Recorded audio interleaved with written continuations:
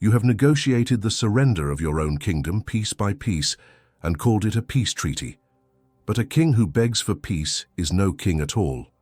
He is a prisoner, awaiting the silent judgment of his own executioner. Let us speak of the modern soul's most cherished illusion, the search for peace through diplomacy. You have been taught that peace is a destination reached through negotiation, a common ground to be discovered. You have been told to be the diplomat in your own life, to listen with endless empathy, to explain your position with tireless patience, to offer concessions as a show of goodwill. And so you sit at the negotiating table, which is set not in a grand hall of state, but in the most vulnerable chamber of your own mind. Across from you sits the world, a demanding employer, a manipulative relative, a fickle friend, the faceless chorus of societal expectation. They come to your court not as equals, but as petitioners with endless demands. You deploy your diplomatic tools, you validate their feelings, you articulate your boundaries in the softest language, hoping not to offend. You explain over and over why their incursions drain your energy, why their casual cruelty wounds your spirit. You believe, with a tragic and noble sincerity, that if you can just make them understand, they will finally respect the borders of your sanity.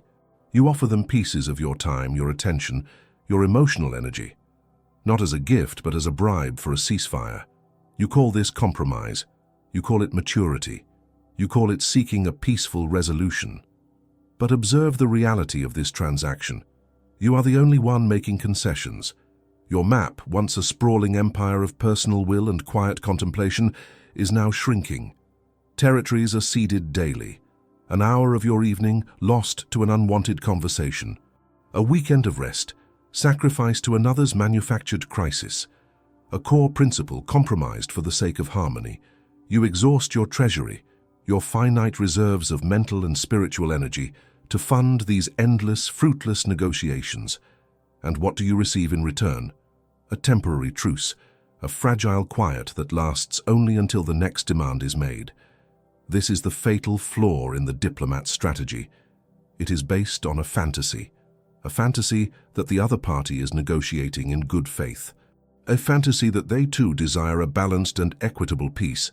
But as the Florentine master, Niccolò Machiavelli, knew with chilling clarity, you must see men not as they should be, but as they are.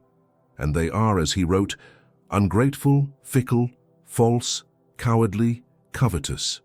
They are driven by their own appetites. Your peace is an obstacle to their desires. Your territory is a resource for them to exploit. To believe that your eloquent explanations will change their fundamental nature is the grandest form of self-deception. It is to reason with a wolf about the morality of its hunger. You are not a diplomat seeking a treaty. You are a landowner negotiating with a flood. Now let us discard this failed diplomacy and embrace the Machiavellian doctrine. Here, the truth is laid bare. Peace is not negotiated. It is not discovered. Peace is declared. It is an act of absolute, unilateral sovereignty. A true prince does not ask for permission to rule his own lands. He does not seek validation for his own borders. He establishes his state by his own will and by his own power, his virtue. Your first and most crucial act in the pursuit of an unshakable peace is to abandon the negotiating table entirely. You must stop seeking common ground and instead found your own principality, il principato personale. This principality is the sovereign territory of your mind, your time, and your non-negotiable principles. Its existence is not up for debate. Its borders are not subject to the approval of others. The endless search for external validation, for someone else to finally grant you permission to be at peace, must end. It is a reliance on mercenary arms, which Machiavelli warns are useless and dangerous. Your peace cannot be outsourced to the goodwill of others. It must be defended by your own arms, your own resolve.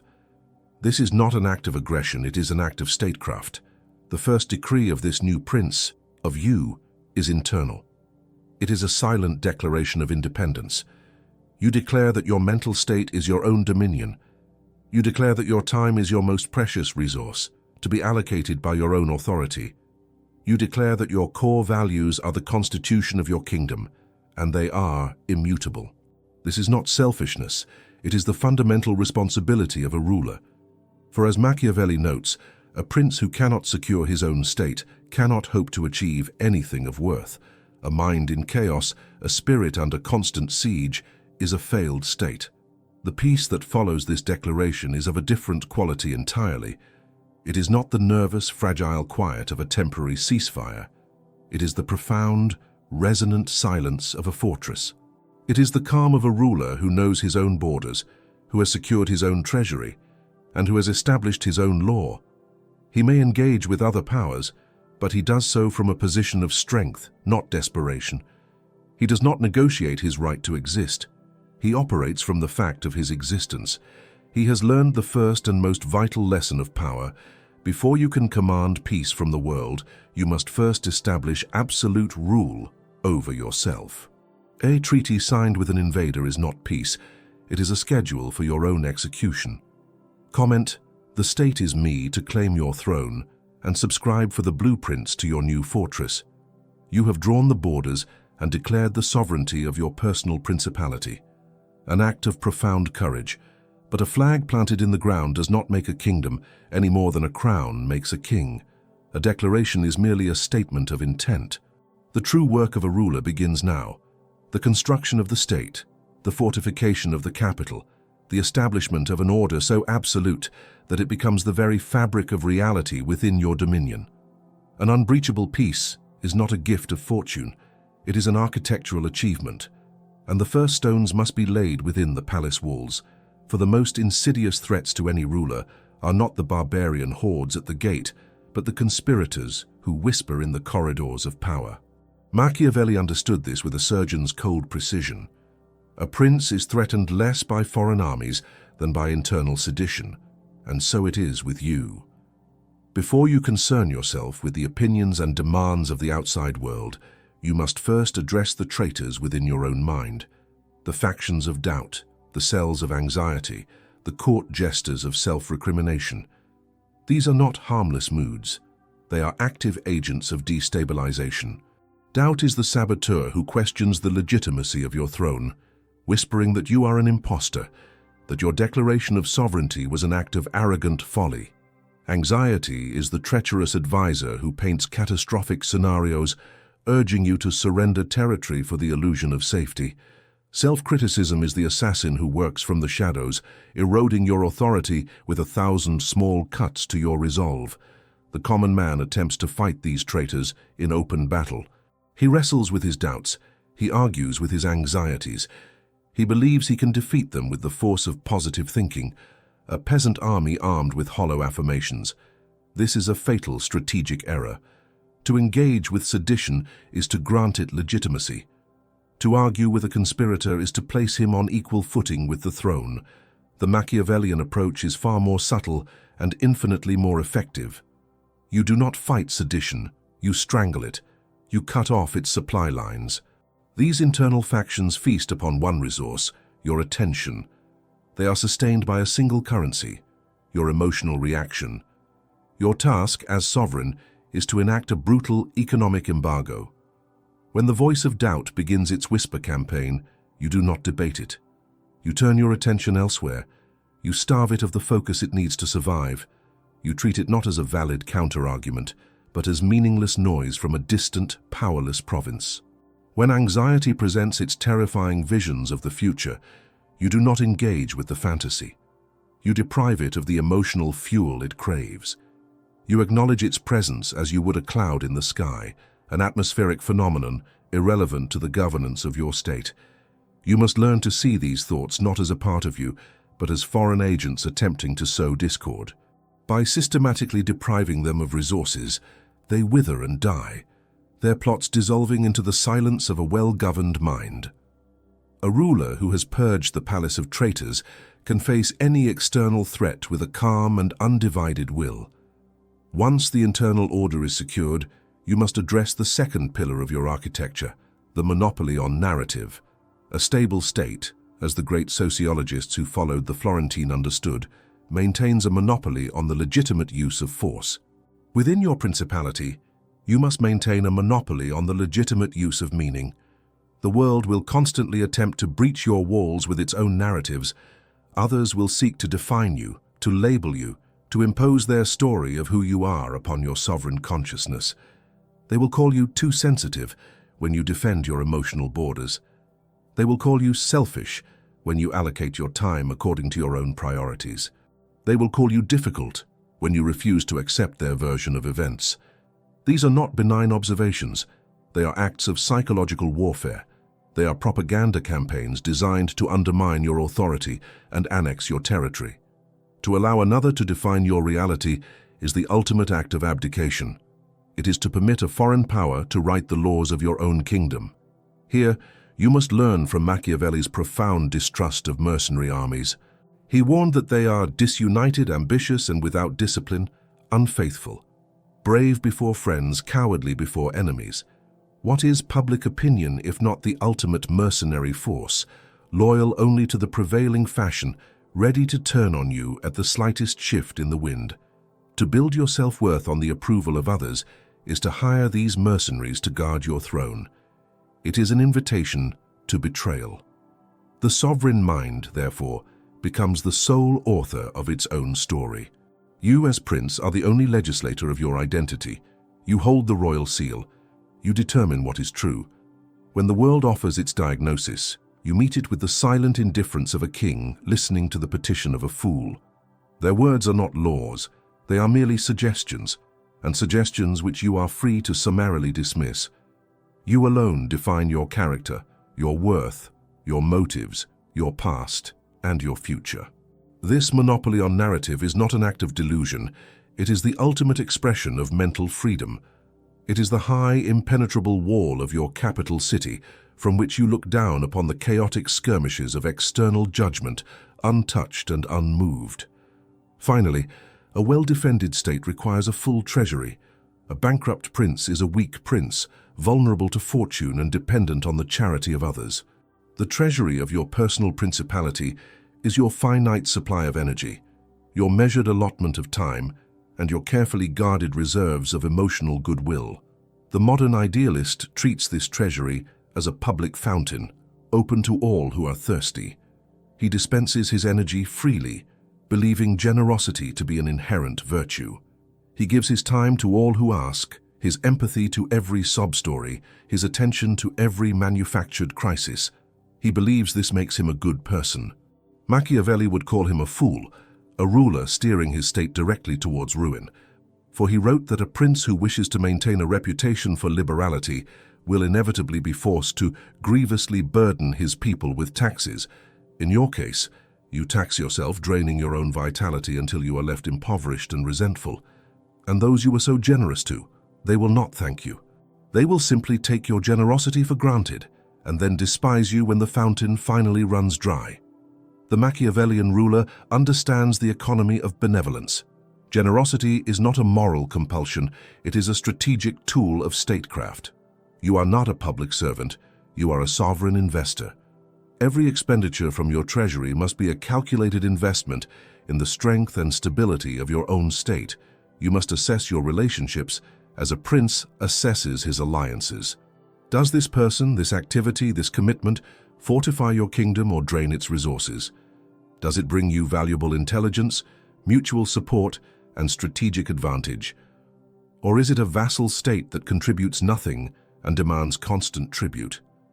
You must learn to be a ruthless economist of your own well-being.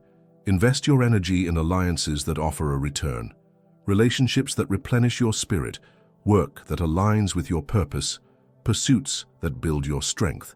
And you must have the courage to divest from the liabilities. This means cutting off the flow of resources to those who consistently bring chaos and demand to your court. This is not cruelty, it is sound fiscal policy. To say no is not an act of aggression, it is the act of a responsible chancellor protecting the state's assets. For it is only from a position of surplus that a ruler can truly be effective, and it is only from a full treasury that a lasting peace can be funded. Your tranquility depends on your solvency. The walls of your principality now stand tall. The internal conspirators have been silenced, and the state's treasury is secure. An architecture of peace has been designed. But a fortress, no matter how imposing, is merely stone and mortar without a commander willing to defend it. The most critical battle remains, and it is not fought on the ramparts, but within the throne room of the will. It is the moment when the prince ceases to be a student of power and becomes its vessel. It is the transition from seeking counsel to issuing decrees. This is the war against hesitation, the final brutal campaign against the ghost of conventional morality that haunts the chambers of the modern mind. You have been raised to believe that decisiveness is arrogance, that unilateral action is tyranny. You have been conditioned to seek consensus, to poll your advisors, friends, family, society. Before making any move of significance, you ask, what will they think? This question is the poison that paralyzes the will. It is the voluntary surrender of your sovereignty. It subordinates your judgment to the fickle and often self-interested opinions of a council you did not elect and who have no stake in the preservation of your state. The prince who rules by committee is not a ruler. He is a facilitator of his own demise. He delays action until a consensus is formed, but consensus among men, as Machiavelli knew, is a rare and fleeting thing. While he waits, the opportunity, the fleeting moment gifted by Fortuna, vanishes. The enemy breaches the walls not because they were weak, but because the order to defend them was never given. The war for your inviolable peace is won in the instant you extinguish this question from your mind. It is the moment you accept that you are the sole legislator of your reality. Your well-being becomes the constitution of your kingdom. It is the foundational law upon which all other judgments are based. From this moment forward, actions are no longer measured against an external, inherited code of what is right or wrong, nice or rude. Instead, they are judged by a single ruthless metric. Does this action strengthen or weaken the state? Does it contribute to order or sow chaos within your dominion? An action that preserves your mental tranquility and fortifies your sovereignty is, by the law of your principality, a just action. An action that invites turmoil and diminishes your authority is an act of treason. This internal clarity is the source of a prince's power. It is a moral universe of one, and it liberates you from the crippling burden of seeking external approval. To cut off a draining relationship is no longer a source of guilt. It is a necessary act of political sanitation. To refuse an unreasonable demand is not rudeness. It is the enforcement of border security. To prioritize your own restoration over the manufactured emergencies of others is not selfishness. It is the responsible governance of a sovereign's most vital asset, his own vitality. This is the great liberation Machiavelli offers. Not a license for wanton cruelty, but the freedom to act decisively in the service of your own preservation, which is the highest duty of any ruler. The hesitation that once plagued you, the fear of being disliked, the anxiety of causing discomfort, evaporates. You have ceased to be a candidate campaigning for popular approval and have become a monarch concerned only with the stability of the realm. With this internal constitution firmly established, you can now turn your gaze outward, armed with a new and formidable weapon, the cold lens of realism. Machiavelli's most enduring and most misunderstood insight is his insistence on seeing the world as it truly operates. For the great majority of mankind, he observed, are satisfied with appearances, as though they were realities, and are often more influenced by the things that seem than by those that are. This is not a lament, it is a strategic manual. To protect your peace, you must stop exhausting yourself in the futile court of intentions. You are surrounded by people who perform destructive actions while claiming benevolent motives. They wound you for your own good. They drain your time out of love. They sow chaos without meaning to. The diplomat inside you wants to believe them. He wants to delve into the murky depths of their psychology, to understand their inner world, to give them the benefit of the doubt. He spends countless hours trying to separate the harmful action from the supposedly good intention. This is a fool's errand. It is like trying to distinguish the raindrop from the flood. The prince does not have the luxury of being a psychologist. He is a judge of consequences. He looks not at the heart of the man who throws a stone, but at the crack it leaves in the palace window. To maintain your peace, you must adopt this same brutal pragmatism. You must cease to be a decoder of motives and become an assessor of results. The question is no longer, what did they mean to do? The only relevant question is, What did they do? Did their actions, regardless of their stated intent, create disorder in your kingdom? Did they consume your resources without replenishment? Did they undermine your authority over your own life? Did they disrespect your established borders? If the answer, observed over time, is consistently yes, then their intentions are utterly irrelevant. A person who repeatedly brings chaos into your dominion is an enemy of the state. It does not matter if they carry the banner of family, friendship, or love. An invading army is still an invading army, even if it claims to be on a mission of peace. By judging actions and ignoring the seductive fog of intentions, you are freed from the emotional entanglement that is the primary source of your disturbance.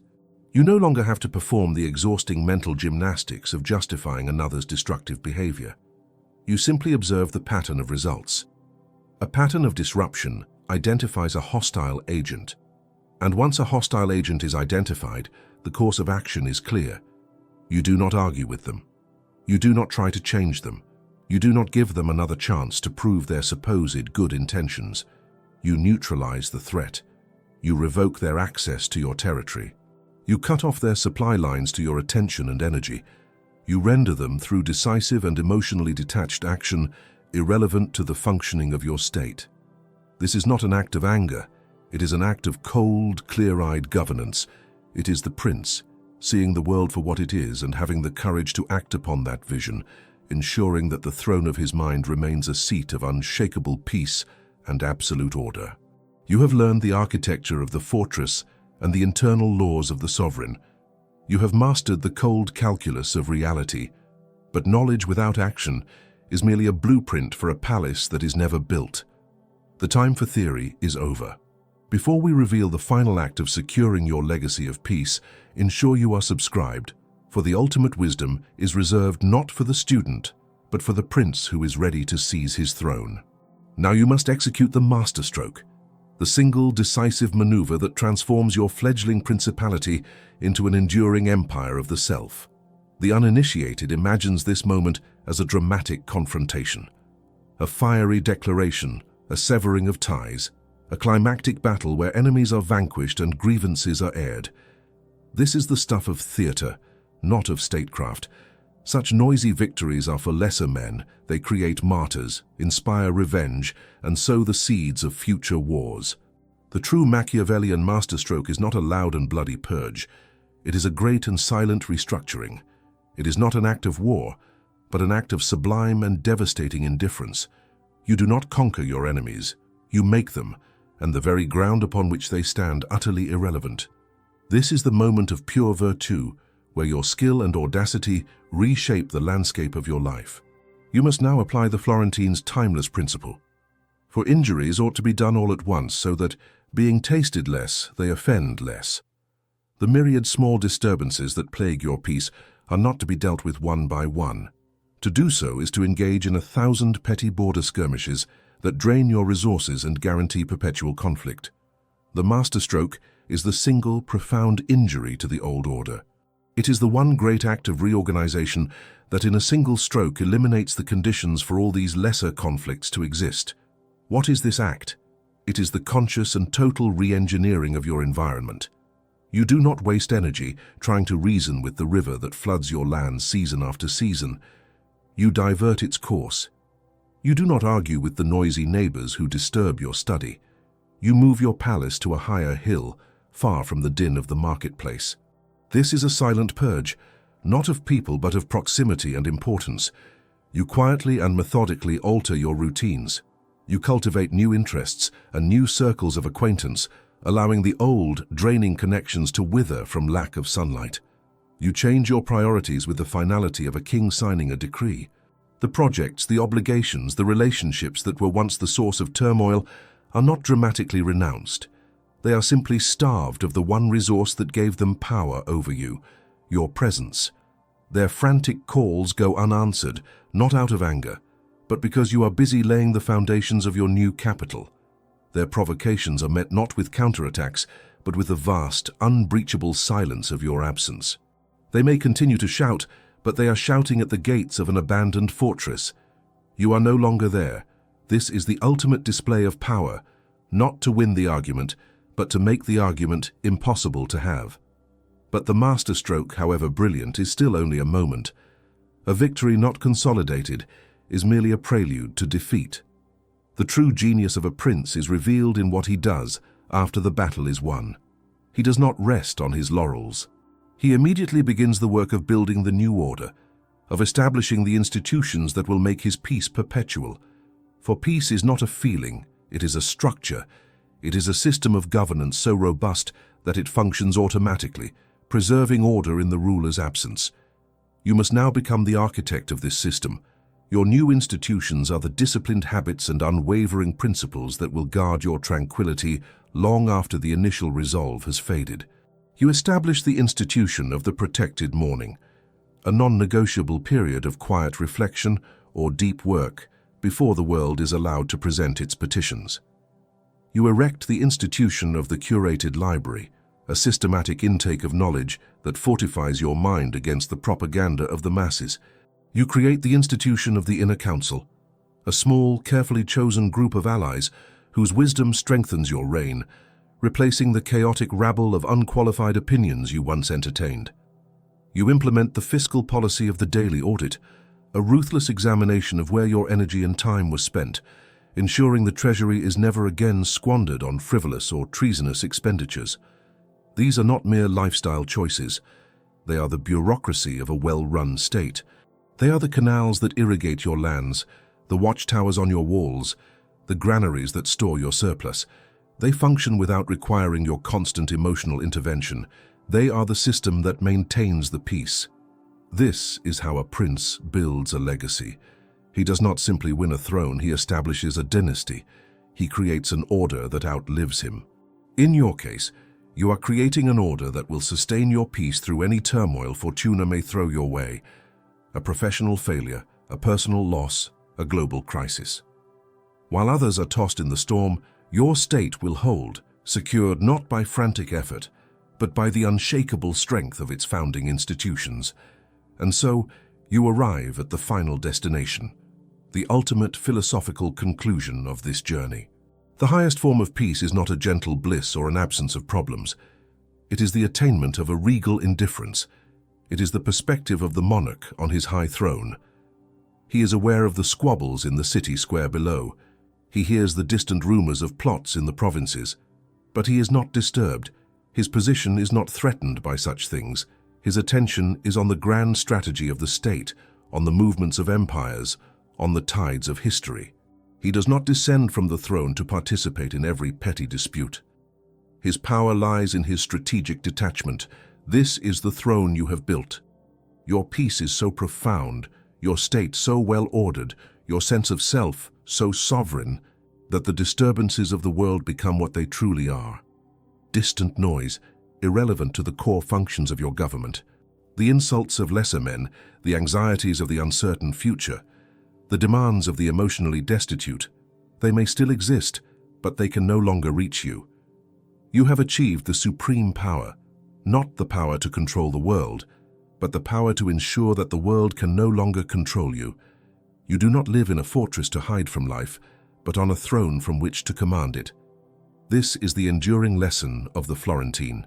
The world is and always will be a chaotic and treacherous place, but for the one who has the courage to see it as it is, and the will to build his own order in its midst, there exists the possibility of a peace so absolute it is indistinguishable from power itself, a kingdom of one inviolable and eternal.